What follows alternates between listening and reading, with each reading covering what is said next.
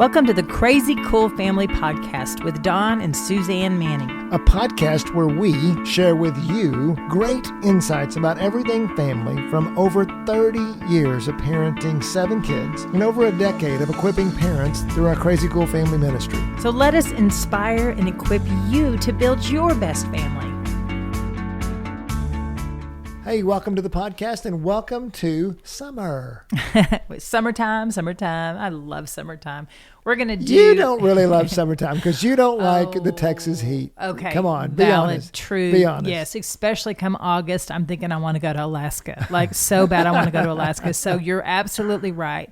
Well, so what do you love about summer? What do you love about summer? I don't like the weather of summer. Yeah. Yes, what I love about summer is the pace of life just slows down, and the expectations of having to be somewhere, in the commitments and the activities, that all slows down. And I loved it when I had my kids at home with me and they weren't at school, and we could stay in our pajamas all day, or we could get up late. We could stay up late. I love that. I am an outside the box, free spirit, live in each moment kind of person. And when you start scheduling my moments, I start feeling like a caged animal.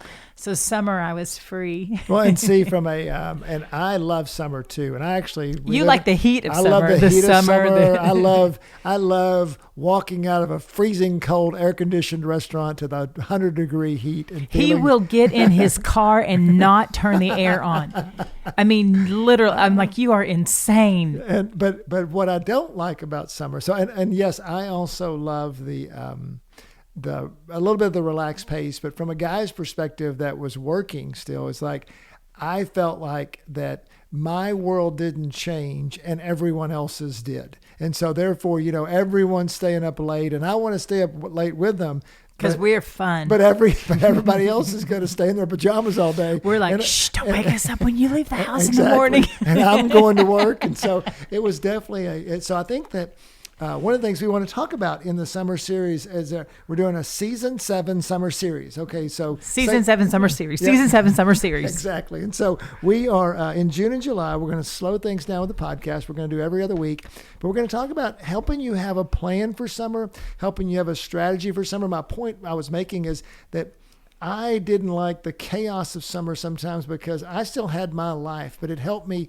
I think as parents, what if we do have a little bit of a plan for summer, a loose plan? Suzanne's over there resisting me. Not true. Routine. It's a routine. He's talking about a routine. But and I'm like, that's right. We did. It was very loose, as you said, but we absolutely had one because it is chaos, and you do have your kids at home and they are outside of a structure. And we all know that children outside of a structure can be wild. Yeah. And that's not so we're fun. going to talk about some different topics that, over the series that are going to help you go into some practice mode with your kids because, you do have a lot of times, not for everyone, but I mean, you might have 2 parents working and kids in daycare all day or whatever. I mean, that can definitely happen, but usually for parents, it's a little bit of a slowdown of life and more time and things like that. And so what do you do with that time? And what if every summer, you'll never get this summer again. Right. Okay, summer 2025. Yeah.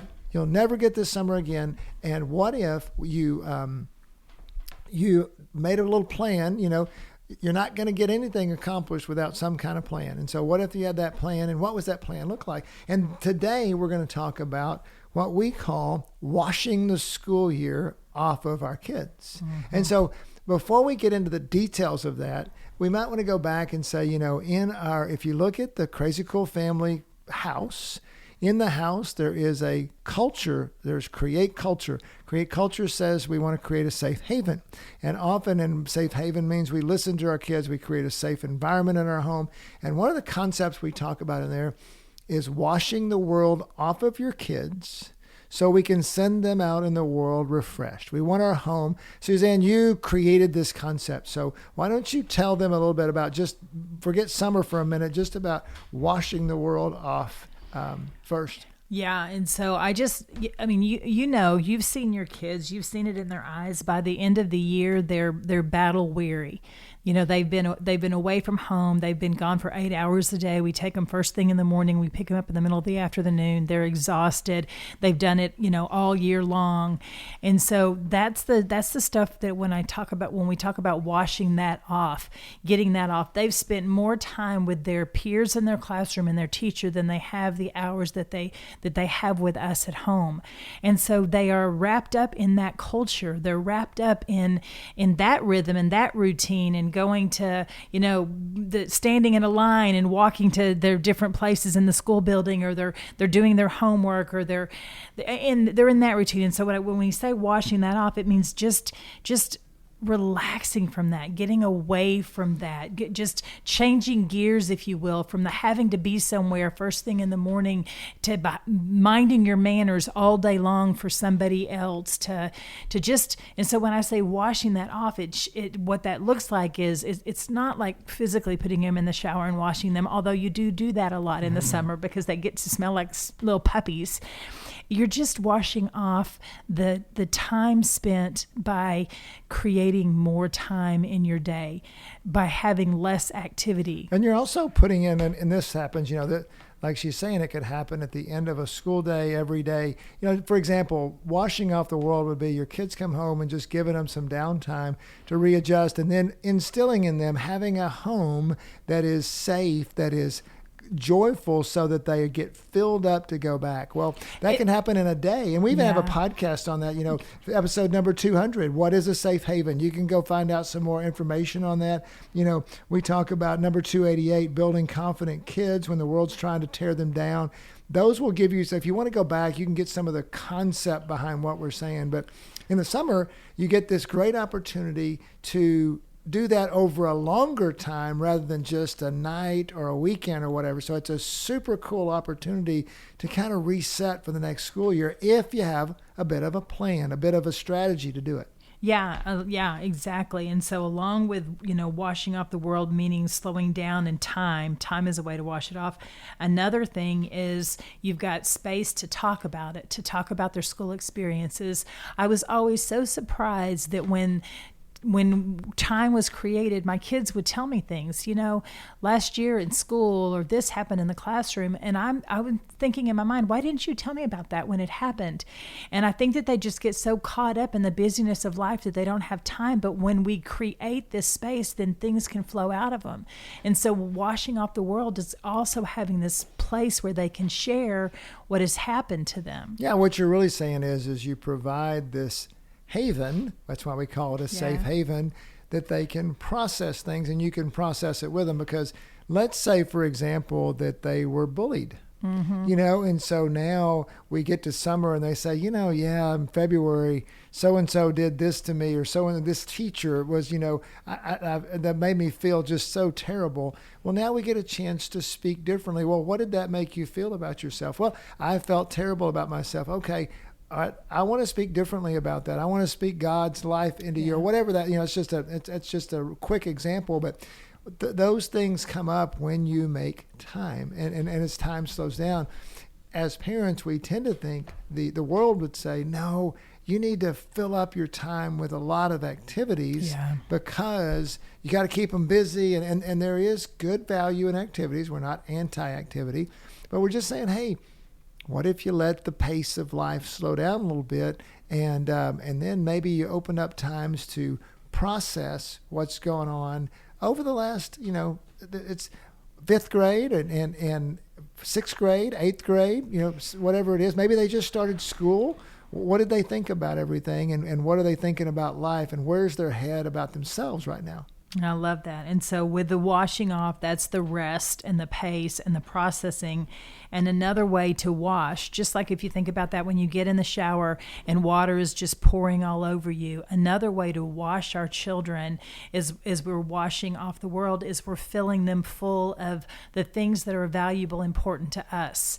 And so we're filling them full of God's word. We're giving them God experiences. Maybe we'll pay attention to reading the Bible more as a family, or doing a Bible study. Maybe we'll watch some shows that are, about God, The Chosen or something. Maybe we'll create opportunities that will bring God alive, because even if they're in a private Christian school, they are still not getting fed God. Well, just think about it. You do have more time. Set goals for the month of June that we're gonna. It doesn't have to be a goal that you. But hey, in the month of June, there's so much good Bible-oriented material. If you've got a little kid, there's like Storybook. We're going to watch it. Today, we're going to watch an episode of Storybook every day in the summer. You make it something that's fun, and we're going to learn about. And then, maybe that day there's a Storybook episode for your 6-year-old on the resurrection. Well, let's go figure out what happened in the resurrection. And things like that you can do in the summer. That gosh, how would you ever do that in October? It's just not going to work. But it works in the summer if you have and you make it something, plans that are fun. Yeah. Suzanne, like you did, I loved it that you had like in the summer, like 3 different day parts, and you would do different things in the summer that were, like had different plans for those types of times. That's what I'm talking about with a loose plan that is also, it's a plan, but it's also loose. Yeah, absolutely. Yeah. We, to go along with that, what he's saying is that he laughs at me because I'm not very structured. Structured is so right. But I did have routines. And so for us in the morning, we would, we had a pool for about a decade of when our kids were little. And so during that decade, we would swim in the morning. We would be in the house in the afternoon where we would watch a movie or play Legos or something because it was so hot in Texas, 100 and something in the afternoon. And then in the evening, we'd go back out into the pool. And that was our kind of our loose routine of what the kids kind of could expect that I would do that every day. Plus they wouldn't be like, Mom, when are we going to the pool? When are we going to the pool? They just knew, okay, we were going to go play in the pool in the morning. And I would structure my day around that where I would be outside with them. And sometimes the kids would be taking naps during the afternoon and things like that. So it brought, you also varied up the routine a little bit where we weren't doing the same thing all the time. And that's good. Having as a parent, I was talking to a dad just the other day, and he said, I feel like I'm just going along for the ride. And I said, I think the enemy really wants to do that to parents that makes us feel like the enemy wants to make us feel like we're just going along for the ride and life is just overwhelming us. And I think what happens is when, like what you did there, when you just get a little bit of a strategy, just a little, what is it? And we've just given a few suggestions. I mean, don't have to copy us. It's like, what's God telling you to do? As soon as you get a little bit of a strategy, you don't feel like you're going along for the ride anymore. You feel like you are bringing life and hope into your family summer. Yeah, and so along with that, just to think about, we get to spend the summer with our kids. And so what do we do with that? What do we do with that time that we get to spend with our kids? And so I know for us, we set aside time. That's when we were going to put morals and values in there, and we were going to work on their character because we've got to see it. We kind of didn't see it all year long because they weren't in our presence all year long. We would build in time with their siblings where I would literally create play dates. Today, Mackenzie and Macy, you guys are playing a dollhouse, for the first 2 hours of the day, and that's what we're going to do, and then you guys are going to go downstairs and fix yourself some lunch or something like that. And so that's what we get to do in summertime or even that special time with a parent. Dawn was so good about grabbing a kid and taking them somewhere and spending that one-on-one time with them. Because I feel like that the most valuable thing that our kids can do is to have face-to-face time with us as parents, because we love them more than anybody in the world. And so why not spend as much time as possible with the person that loves you more than anybody in the world? And sometimes it may be activities that they are participating in. Like in the summer, we did a lot of baseball. Yes, when the boys were around, the whole month of hot. Yeah, and we would go to tournaments and we would do things. I mean, but it created, and we always want to guard against doing too much. But man, those tournaments were things that were activities that we could do that were, we were involved together, and we got to, the family would go and sit out in that hot sun as well and watch the baseball games.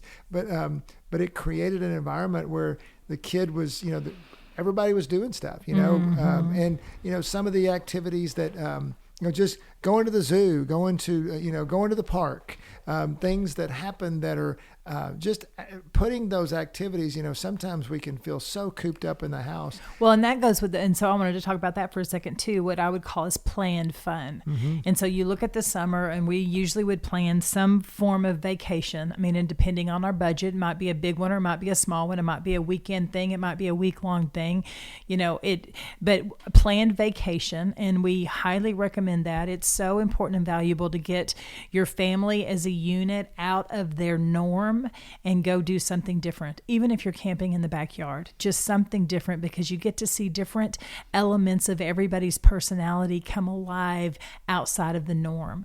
And so that's a planned, that would be a planned thing. But also, like, we would also do like a weekly outing, like Dawn mentioned, the zoo or the park or a museum or a movie. I mean, it's such a treat to get to go to a movie, matinees, they're not too expensive.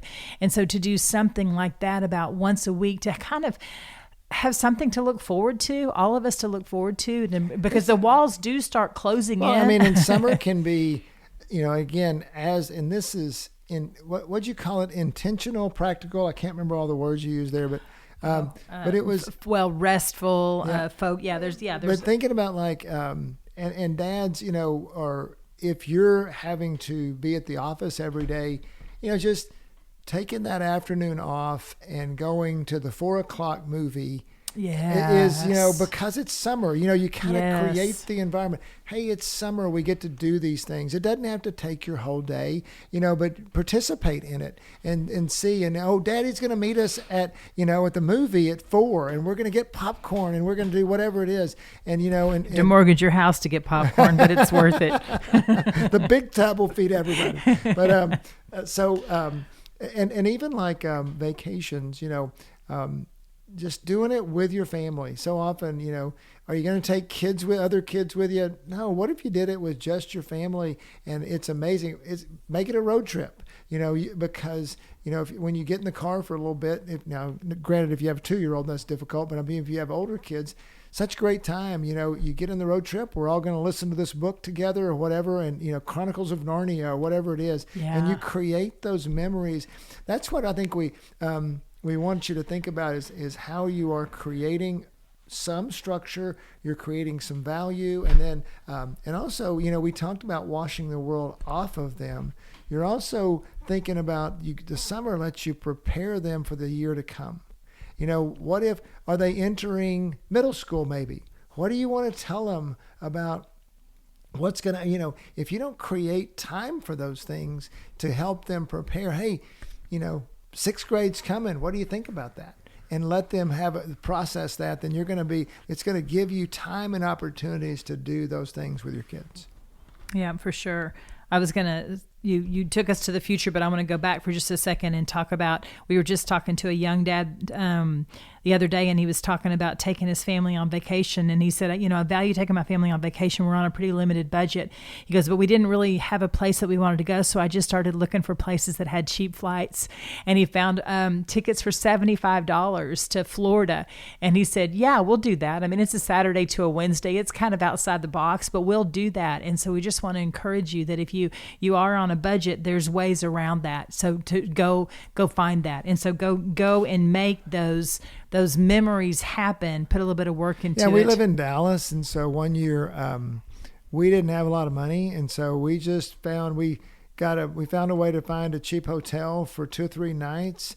Ate at Whataburger, I think, went to, a farm out south of Dallas, and, it was like probably all in all a $300 vacation, which we didn't really have that even, but I mean, it was worth it because, and we still, I still see a picture of that, somewhere in our house. And I remember that time it was just 3 or 4 days, but we went to, a museum in Dallas. There's so many things that you can get for relatively inexpensive in your city, most likely.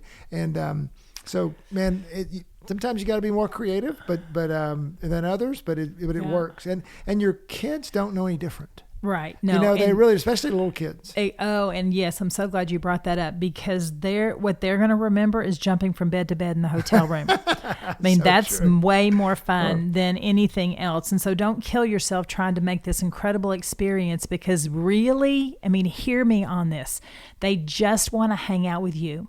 They just want to do things that will make you laugh, and they want to hear you laugh.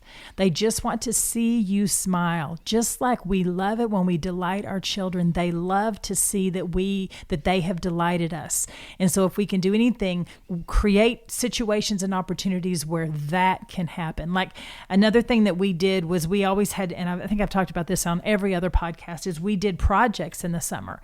We painted the fence or cleaned out closets. I remember rearranging rooms or giving I went to work that day. We would freshen up living spaces. We would do different things to kind of change the atmosphere that we were in. And the reason that I did that is because I wanted my children to know that they were in charge of their environment and that they had a choice. And so sometimes we might get new bedding for a room, or we might, clean out the old toys and maybe replace them with some different toys. Or anyway, I just want to encourage you that you've got this sweet time that as you wash off the world with your kids, that you've got this sweet time to build memories with them. A summer to remember is what we would want for you to build for you. Yeah. And do you see what we're talking about here when it doesn't have to be a lot, but just to think about it and to be intentional. It's amazing how, people let the summer run over them, and therefore that's where we see parents a lot saying, wow, I don't like summer. I can't. So often we hear parents going, oh, we can't wait for school to start because now the kids, this chaos will be done, and we don't. Well, okay, what if you created a new normal, and what if your normal was a summer to remember? Yeah. What if you look back on your summers and there was summer was so fun because mom always did this. Mm-hmm. Dad always did this. We always remember we did this with our siblings, and not that we're not saying at all don't have friends over or stuff like that. That's another thing is that, summer's a time you can develop relationships and friendships. And have friends over. Yeah, you've got the pace for it. So reality is you have 8 to 10 to maybe 12, if you're lucky, weeks in the summer. And that's it, because you've got all of June and all of July. And then usually if your kids are in activities, those start back up in August. And maybe you've got 2 weeks in August. Our school starts middle of August. And a lot of schools don't even get out. Sometimes you get a couple weeks in May. And so maybe you have 12 weeks total, but think about it as you're planning your summer, as you're creating summer to remember, think about that. You've got 8 to 12 weeks. What are you going to do with them? Yeah. And speaking of a summer to remember, we have, if you haven't subscribed to our playbook email parenting system that we've just launched in May, it is amazing. First of all, you guys it is a complete way for us to just drip our content into you at a pace you can do on your own. Just like we love summer because of the pace, we developed the playbook like that. And in our playbook, every week we come out with a weekly huddle, which goes to a deep dive. And the deep dive is purchasable. And the deep dive for the first couple weeks and it'll be available on our website forever, is a summer to remember. It really is it's your guide to summer. It's going to help you plan your summer, give you a vision for summer. And so we will do that in the podcast series, but also if you want to just take a quick view and an in-depth view of summer and planning for it, a summer to remember, our deep dive will be available on our website anytime, but we're going to be advertising it starting with this podcast. So look for that. And if you're not a part of the playbook, just go to our website, crazycoolfamily.com, sign up for our email. You'll see it right there on the top of the homepage, and you can have access to that as well. We want to help. We're kicking off summer, super excited about it. We want to make your summer the best ever for your family. Summer 2025, best ever. Yeah, you only do it once. And, whatever your kids' ages are, if you've got a 7-year-old, it's going to be your last summer with that 7-year-old. And if you've got an 18-year-old and it's your last summer before his senior year, what are you going to wash out from last year? What are you going to tell him for next year? And what are you doing to make summer fun, but also a time when you can invest in your kids as well? Just go wash the school year off your kids, wash summer onto your kids, and Have a crazy cool summer. Yep. Go be crazy parents, crazy cool family.